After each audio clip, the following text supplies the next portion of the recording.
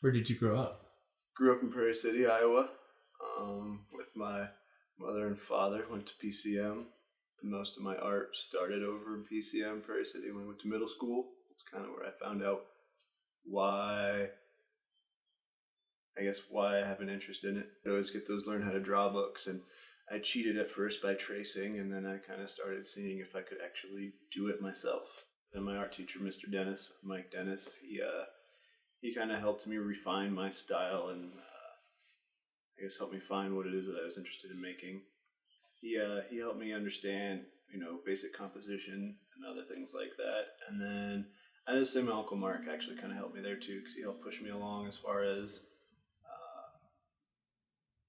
how to go about my style and what better supplies to get. And it used to be pencil. I think anymore it's like those little Sharpie pens anymore, almost like a marker. Sometimes pen. I tried dabbled in pen and ink a little here and there, but you have to have specific illustration boards and stuff to make it look right so that it doesn't bleed and whatnot. But I like to experiment, but mostly I think right now markers. Now I'm shooting more towards a cartoony style, something a little bit more, say anamorphic, but just a little bit, bigger noses and eyes and stuff, so like a cartoony look. Like a lot of artists say, as cliche as it sounds, it's an expression. Like you express yourself, you express what your inner imagination is, and you throw it down on paper. Or like when I make little characters of people, it's something that I kind of want to create into like a 3D character, like who I'd want to see in a movie or something. I follow a lot of people on Instagram who do a lot of art, and I see their styles, and I kind of like how it sits up, and so I kind of want to make my own version of something like theirs, but at the same time something more original.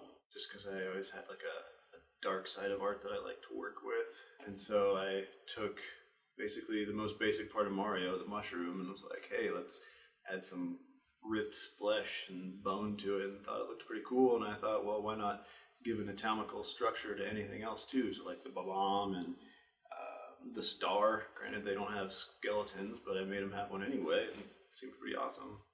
I had Ben Neighbor on the line from helping me make shirts. He previously worked at A-Team Apparel, and so he's got some knowledge in that. And I believe recently he bought his own print screen thing. I haven't seen it yet, but trouble is I've been in contact with the kid since August, and it's kind of been, I don't know, it kind of went to a halt. I mean, I talked to him about a month ago, so I'm just kind of still waiting on words, and he's still trying to see if he can get me cheaper shirts. But at the same time, it's just like, well, kind of want to make this a little bit faster, like at least get it up off the ground first. But yeah, I mean, if it took off, if more people wanted them or wanted to buy some or actually had an interest in it, I'd definitely keep going with it.